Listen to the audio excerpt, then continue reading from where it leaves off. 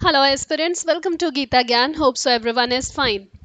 आज Indian constitution के parts के बारे में जानेंगे कि हमारा जो इंडियन कॉन्स्टिट्यूशन है वो कितने, उसके जो आर्टिकल्स हैं वो टोटल कितने पार्ट्स में डिवाइड किए गए हैं। कंफ्यूजन बहुत होता है इनको सीक्वेंस में लर्न करने में। पेपर में डायरेक्टली क्वेश्चन आता है कि ये वाला जो पार्ट है इस ये किस चीज़ से रिलेटेड है, यानी कि कौन से आर्टिकल्स इसके अंदर हैं। तो अब उसको याद करने के लिए I will be giving you a short trick. पहले एक छोटा सा इंट्रो देख लेते हैं कि ये जो हमारा इंडियन कॉन्स्टिट्यूशन है, जब 1949 में ओरिजिनली इसको बनाया गया था तो उस टाइम पे हमारे पास टोटल 395 आर्टिकल्स थे।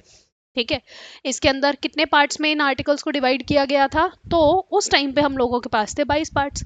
अब पार्ट्स के साथ साथ यहाँ पे शेड्यूल भी था। तो कितने शेड्यूल हुआ करते थे? 8 शेड्यूल थे। अब यहाँ पे अगर आपसे कोई पूछ ले कि 10 जून 2025 तक कितने आर्टिकल्स हमारे पास आ चुके हैं, तो आप लोग कहेंगे कि मैम 10 जून 2025 तक हमारे पास 448 आर्टिकल्स आ गए हैं। कहोगे 448 वो कैसे? भाई हमारे पास अमेंडमेंट्स हो चुके हैं। ठीक है, कितने, लगभग 104 अमेंडमेंट्स हमारे हो चुके हैं। ठीक है, तो अब यहाँ पे क्या हो जाएगा कि इतने अमेंडमेंट्स के बाद आप लोगों के पास 448 आर्टिकल्स हैं एंड पार्ट्स कितने हो चुके हैं? 25 पार्ट्स हो चुके हैं। वैसे आपको एक चीज़ बताऊं, अभी भी जो पार्ट का नंबर है वो फर्स्ट से लेके 22 तक ही है, लेकिन इसमें पार्ट ए, पार्ट बी ऐसे सब इंट्रोड्यूस किए गए हैं। जैसे part 4A, part 9A 9B, part 14A, ये 4 आपके नए पार्ट्स ऐड हुए और पार्ट 7 जो है वो डिलीट हुआ था। मैं आपको बताऊंगी आगे, डोंट वरी। और जो शेड्यूल है ये भी बढ़ के आज हमारे पास 12 हो चुके हैं। तो ये बेसिक इंट्रो है, ये बेसिक नंबर्स हैं जो आपको याद रखना है। ठीक है, अच्छा चलिए अब यहाँ पे पार्ट्स ऑफ इंडियन कॉन्स्टिट्यूशन को याद करने का ट्रिक देख लेते हैं।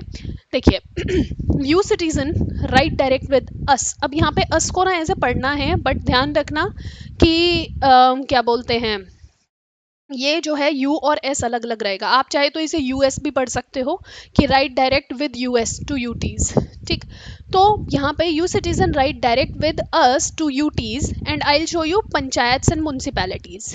जो भी यहाँ पे बोल्ड लेटर्स हैं उन्हीं को आपको याद रखना है। Just cooperate as scheduled to relate finance and trading services in tribunals. कहाँ पे? अच्छा देखो यहाँ पे ना इसको कैसे आपको छोटे छोटे उसमें सेक्शंस में याद रखना है कि तुम सिटीजन हो और हमारे साथ डायरेक्ट चलो यूएस से यूटीज तक। ओके, एंड मैं आपको पंचायत और म्यूनसिपैलिटीज से दिखाऊंगा कि कैसे ये काम करती है। ठीक है भाई, यूएस में पंचायत एंड म्यूनसिपैलिटीज उतने अच्छे से काम नहीं कर रही जितनी अच्छी इंडिया में कर रही है। ओके चलो, तो अब जो है वैसे ही कॉपरेट करना पड़ेगा जैसा शेड्यूल्ड है। अपनी मर्जी से यहाँ पे कुछ उछल कूद मत बचाना। ठीक है, क्यों आपको कॉपरेट करना है जैसा शेड्यूल है? ताकि आप फाइनेंस एंड ट्रेडिंग सर्विसेज जो हमारे ट्रिब्यूनल्स है उसके अंदर अच्छे रिलेशन बना सको। देखो सारा का सारा काम जो है वो किस चीज़ का है? वो फाइनेंस का है। ठीक है भैया, पैसा आना चाहिए। पैसा कहाँ से आएगा? ट्रेडिंग सर्विसेज से आएगा।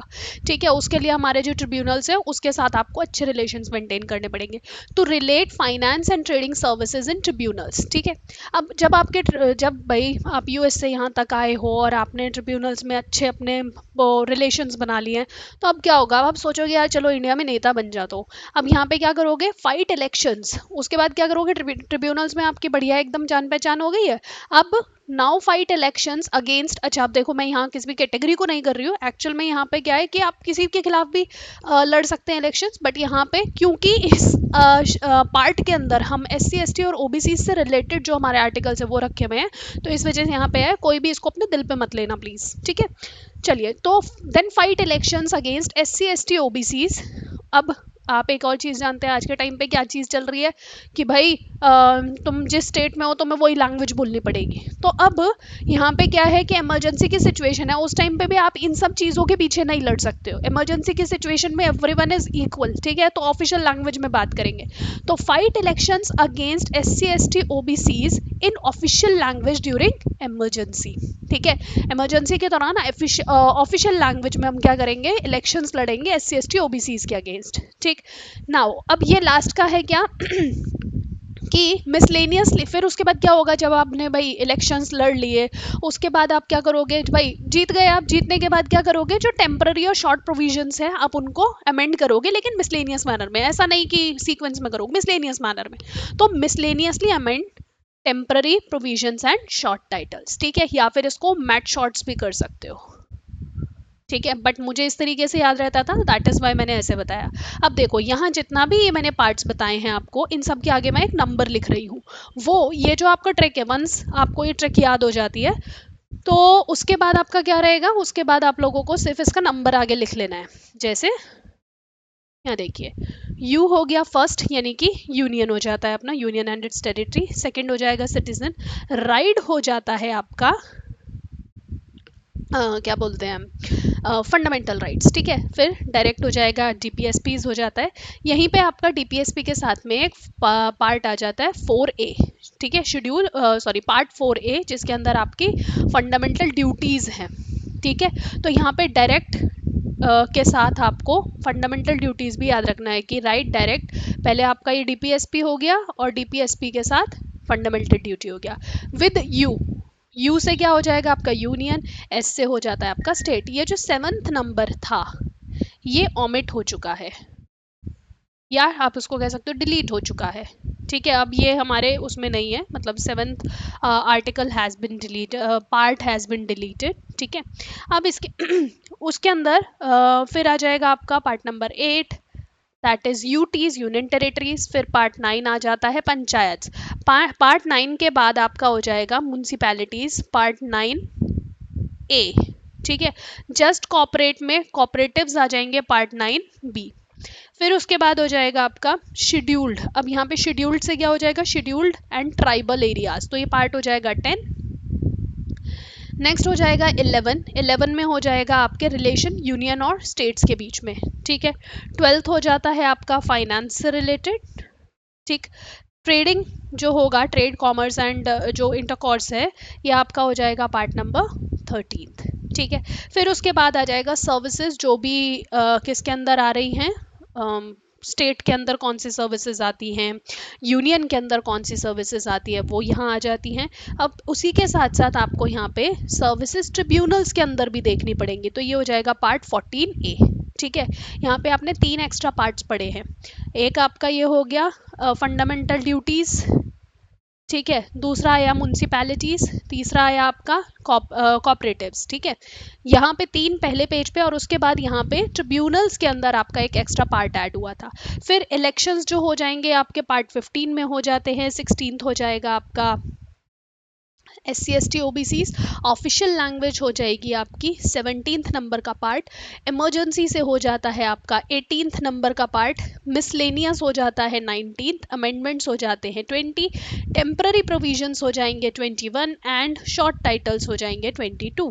ठीक है, तो ये आपका क्या हो जाएगा, पूरा का पूरा तरीका हो गया कैसे आप अपने पार्ट्स को याद रख सकते हैं। अब यहाँ पे इंटरनेट से मुझे फोटो मिली थी, ठीक है, तो आप लोगों को भी याद रखने में आसानी होगी। एक बार इस पूरे के पूरे चार्ट के साथ अपना जो ट्रिक है उसको पढ़ लेते हैं। ठीक है, तो देखो, यू सिटीजन, यू, एक सेकेंड रुकिए, कलर चेंज कर लेते हैं।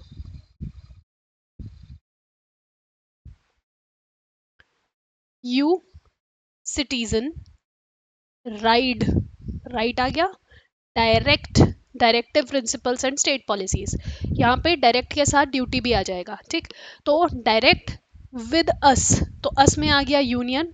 ठीक है, जिसमें एग्जीक्यूटिव, पार्लियामेंट, प्रेसिडेंट, इन सब की बात होती है। एस से आ जाता है यूएस या फिर अस, तो एस से हो जाएगा आपका state. 7th part has been omitted, deleted. ठीक है, 8th हो जाएगा आपका कौन सा, कि you right direct with us to UTs. ठीक, यूटीज के बाद क्या हो जाएगा, I will show you panchayat and municipalities, part 9, part 9A। फिर पार्ट 9B हो जाएगा जस्ट कॉपरेट एज शेड्यूल्ड।